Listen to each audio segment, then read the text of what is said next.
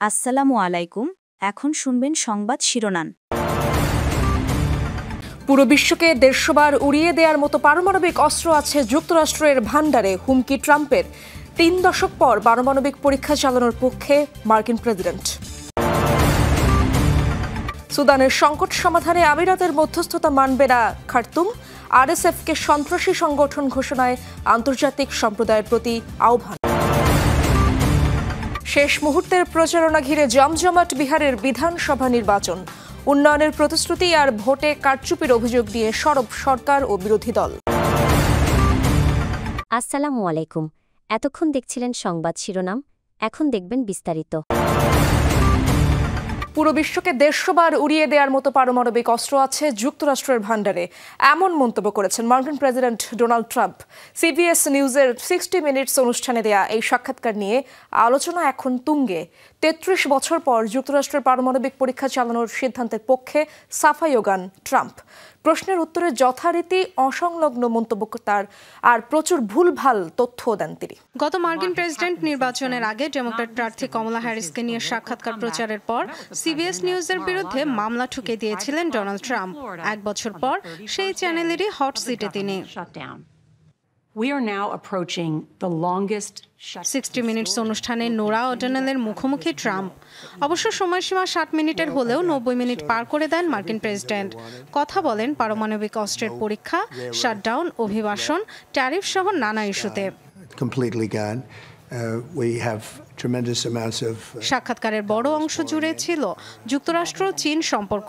দুই দেশের মধ্যে দ্বন্দ্ব প্রতিযোগিতা নিয়ে কথা বলেন ট্রাম্প, যদিও অনেক কথাই ছিল স্ববিরোধী। একদিকে বেইজিংকে ওয়াশিংটনের জন্য হুমকি বলেন, আরেকদিকে চীনের ভান্ডারে থাকা বিরল খনিজকে বেইজিংয়ের শক্তির উৎস বললেন তিনি। আমরাও তাদের জন্য হুমকি। দেখুন, এটা খুব প্রতিযোগিতামূলক বিশ্ব, বিশেষ করে যখন যুক্তরাষ্ট্র চীন প্রসঙ্গ আসে। আমরা সবসময় তাদের নজরে রাখছি, তারাও আমাদের। বিরোধিতার চেয়ে আমরা একসাথে কাজ করলে আরো বড়, উন্নত ও শক্তিশালীও হতে পারি। চীনের বিপরীতে আমরা খুবই ভালো করছি, তবে তাদের শক্তি হলো বিরল খনিজ। আমাদের বিরুদ্ধে এটাই অস্ত্র হিসেবে ব্যবহার করে তারা। স্বাভাবিকভাবেই প্রশ্ন করা হয় ৩৩ বছর পর যুক্তরাষ্ট্রের পারমাণবিক পরীক্ষা ইস্যুতে। নিজের সিদ্ধান্তের পক্ষে সাফাই দিতে গিয়ে ট্রাম্প দাবি করেন চীন, রাশিয়াও এই পরীক্ষা চালাচ্ছে। পরমাণু শক্তিতে নিজেদের সেরা বলেও দাবি করেন। যে কোনো দেশের চেয়ে বেশি পারমাণবিক অস্ত্র আছে আমাদের। রাশিয়া দ্বিতীয় অবস্থানে, চীন বেশ বড় ব্যবধানে তৃতীয় অবস্থানে। তবে 5 বছরেই ধরে ফেলবে রাশিয়াকে। আর এই মুহূর্তে আমাদের পরমাণু নিরস্ত্রীকরণ ইস্যুতে কিছু করা উচিত। কিন্তু এটি বড় একটি বিষয়। পৃথিবীকে 150 বার উড়িয়ে দেওয়ার মতো পর্যাপ্ত পারমাণবিক অস্ত্র আছে আমাদের। টেলিভিশনে 1/3 প্রচার করলেও পুরো 90 মিনিটের সাক্ষাৎকারটি অনলাইনে প্রকাশ করেছে সিবিএস নিউজ। এরপরই শুরু হয় আলোচনা। অনেকগুলো ক্লিপই ভাইরাল হয় সামাজিক যোগাযোগ মাধ্যমে। সমালোচনাও চলছে বিস্তর।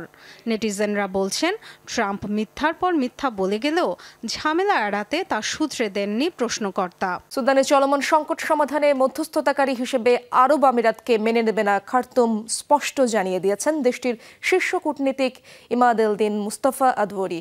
আরএসএফকে সন্ত্রাসী সংগঠন হিসেবে ঘোষণার জন্য আন্তর্জাতিক সম্প্রদায়ের প্রতি আহ্বান জানান তিনি। আধা সামরিক বাহিনীটির সাথে খার্তুম প্রশাসন কোনো ধরনের আলোচনায় বসবে না বলেও সাফ জানিয়ে দেন আদাওয়ি। অন্যদিকে চরম মানবিক সংকটের মাঝে প্রাণ বাঁচাতে দারফুর ও কর্দোফান ছেড়ে পালাচ্ছে হাজার হাজার মানুষ। যেই সংযুক্ত আরব আমিরাতের বিরুদ্ধে উঠেছে সুদানে গণহত্যা ও যুদ্ধাপরাধে সম্পৃক্ততার অভিযোগ, সেই দেশই আবার রয়েছে দেশটির শান্তি আলোচনার মধ্যস্থতাকারী হিসেবে। সুদানে রাজনৈতিক সমাধানে পৌঁছানোর লক্ষ্য নিয়ে গেল সেপ্টেম্বরে যুক্তরাষ্ট্রের নেতৃত্বে গঠিত কোয়ার্টেট জোটের সদস্য আমিরাতের পাশাপাশি রয়েছে মিশর ও সৌদি আরব। তবে মধ্যস্থতাকারীর ভূমিকায় আবুধাবি থাকলে জোটটির উদ্যোগে কোনো ধরনের আলোচনায় অংশ নেবে না সুদান। জোর গলায় একথা জানিয়েছেন মিশরে নিযুক্ত সুদানের রাষ্ট্রদূত ইমাদ-এল-দিন মুস্তাফা আদাওয়ি। দেশটির বিরুদ্ধে প্যারামিলিটারি বাহিনী আরএসএফকে আর্থিক ও অস্ত্র সহায়তা দেওয়ার অভিযোগও তোলেন তিনি। যতক্ষণ সংযুক্ত আরব আমিরাত মধ্যস্থতাকারীর ভূমিকায় রয়েছে, আমরা জোটের উদ্যোগে কোনো ধরনের আলোচনায় অংশ নেব না। আবুধাবি চাইলেই তাদের আসল অবস্থান পরিষ্কার করতে পারে, কিন্তু আমরা তাদেরকে নিরপেক্ষ মধ্যস্থতাকারী হিসেবে ভরসা করছি না। আরএসএফের বিরুদ্ধে বেসামরিক নাগরিকদের ওপর যুদ্ধাপরাধ ও গণহত্যা চালানোর অভিযোগ তোলেন আদাউই। এমন পরিস্থিতিতে কেবল নিন্দা না জানিয়ে আন্তর্জাতিক সম্প্রদায়ের প্রতি কার্যকর ব্যবস্থা নেয়ার আহ্বান জানান তিনি। আন্তর্জাতিক মানদণ্ড অনুযায়ী আরএসএফকে একটি সন্ত্রাসী সংগঠন হিসেবে ঘোষণার দাবিও তোলেন সুদানের এই শীর্ষ কূটনীতিক। প্যারামিলিটারি বাহিনীর সঙ্গে খার্তুম সরকার ও সেনাবাহিনী কোনো আলোচনায় বসবে না বলেও স্পষ্টভাবে জানান তিনি। অন্যদিকে আরএসএফ আল-ফাশিরের দখল নেয়ার পর থেকে চলছে ব্যাপক বাস্তুচ্যুতি। পালিয়ে আসা হাজার হাজার মানুষ আশ্রয় নিচ্ছে নর্দার্ন প্রদেশের আলদেবা শহরে। সুদান প্রশাসন জানিয়েছে, নতুন আশ্রয় শিবিরে ব্যবস্থা করা হয়েছে খাদ্য, চিকিৎসা ও নিরাপত্তার। আলদেবায় এরই মধ্যে আশ্রয় নিয়েছে 4000-এরও বেশি মানুষ। শহরের পূর্বাঞ্চলে আল-আফাদ এলাকায়ও চলছে নতুন আশ্রয় শিবির নির্মাণের কাজ। প্রাণের ভয়ে উত্তর ও দক্ষিণ কর্দোফান থেকেও পালাচ্ছে মানুষ। হোয়াইট নাইলে আশ্রয় নিয়েছে উত্তর কর্দোফানের অন্তত 1200 বাসিন্দা, আর দক্ষিণ কর্দোফান ছেড়েছেন প্রায় 400 সুদানিজ। ইসরায়েলের কাছে আরও 3 জিম্মির মরদেহ হস্তান্তর করেছে হামাস। রোববার রেড ক্রসের মাধ্যমে গাজা থেকে 3টি কফিন গ্রহণ করেছে আইডিএফ। তেল আবিব প্রশাসন জানায়, ইসরায়েলের নেয়ার পরেই শুরু হবে মরদেহগুলো শনাক্তকরণের কাজ। এ নিয়ে মোট 17 জন ইসরায়েলি ও বিদেশি জিম্মির মরদেহ ফেরত দিয়েছে সশস্ত্র গোষ্ঠীটি। বিনিময়ে 225 ফিলিস্তিনির মরদেহ হস্তান্তর করেছে ইসরায়েল। চুক্তি অনুযায়ী এখনও উপত্যকাটিতে রয়ে গেছে 8 ইসরায়েলি ও বিদেশি জিম্মির মরদেহ। ইসরায়েলের অভিযোগ, মৃত জিম্মিদের ফেরত দিতে খুবই ধীর গতি দেখাচ্ছে হামাস। তবে সশস্ত্র সংগঠনটির দাবি, ধ্বংসস্তূপের নিচে চাপা পড়া মরদেহগুলো উদ্ধারে কাজ চালিয়ে যাচ্ছে তারা। প্রতিশ্রুতি আর কারচুপির অভিযোগকে ঘিরে বিহারে চলছে বিধানসভা নির্বাচনের শেষ মুহূর্তের প্রচারণা। কংগ্রেস সহ বিরোধী দলগুলোর অভিযোগ, মহারাষ্ট্র, মধ্যপ্রদেশের মতো বিহারেও ভোট চুরি করে ক্ষমতায় আসতে চায় বিজেপি। অন্যদিকে কেন্দ্রের ক্ষমতাসীনরা চালাচ্ছে ধর্ম ও উন্নয়নের প্রচারণা। এদিকে বিহারের বিধানসভা নির্বাচনকে দেখা হচ্ছে কেন্দ্রীয় রাজনীতির জন্য অ্যাসিড টেস্ট হিসেবে।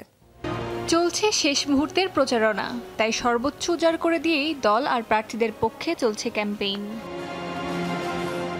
বিহারে বিধানসভা নির্বাচনের বাকি আর মাত্র একদিন। শেষ মুহূর্তের প্রচারণায় তাই অংশ নিয়েছেন প্রধানমন্ত্রী নরেন্দ্র মোদী। পাটনা সহ রাজ্যের গুরুত্বপূর্ণ জেলাগুলোতে চলছে জনসভা। বিহারে এককভাবে সরকার গঠনে মরিয়া মোদী তাই তুলে ধরেছেন উন্নয়নের নানা ফিরিস্তি। বিহারের জনগণের জন্য শিক্ষা, স্বাস্থ্য এবং সেচ ক্ষেত্রে পর্যাপ্ত সুযোগ নিশ্চিত করতে এনডিএ প্রতিশ্রুতিবদ্ধ। বিহার থেকে অভিবাসন বন্ধ করতে এবং রাজ্যে পর্যাপ্ত কর্মসংস্থানের সুযোগ তৈরি করতে পদক্ষেপ নেব আমরা। অন্যদিকে কংগ্রেসের সাথে জোট গঠন করেছেন আরজেডি সহ অন্যান্য স্থানীয় দলগুলো। আরজেডি নেতা তেজস্বী যাদব এবং কংগ্রেস নেতা রাহুল গান্ধীর নেতৃত্বে চলছে প্রচারণা। এবার নির্বাচনের শুরু থেকেই আলোচনায় বিজেপির ভোট কারচুপির ইস্যুটি। প্রচারণা শেষ দিনেও একই ইস্যুতে সরব রাহুল গান্ধী। মহারাষ্ট্র, মধ্যপ্রদেশ, কর্ণাটকের মতো রাজ্যগুলোতে ভোট চুরি করেছে বিজেপি। এবার বিহারেও সেই চেষ্টা চালাচ্ছে তারা। তবে ভোটাররা এবার সেই ষড়যন্ত্র রুখে দেবে। তবে বিশ্লেষকরা বলছেন, জয় পরাজয়ের ব্যবধান করে দিতে পারেন রাজ্যের সবচেয়ে প্রভাবশালী নেতা বর্তমান মুখ্যমন্ত্রী নীতিশ কুমার। বিজেপি জোটের সাথে অংশ নিলেও যে কোনো সময় দল বদল করতে পারেন তিনি।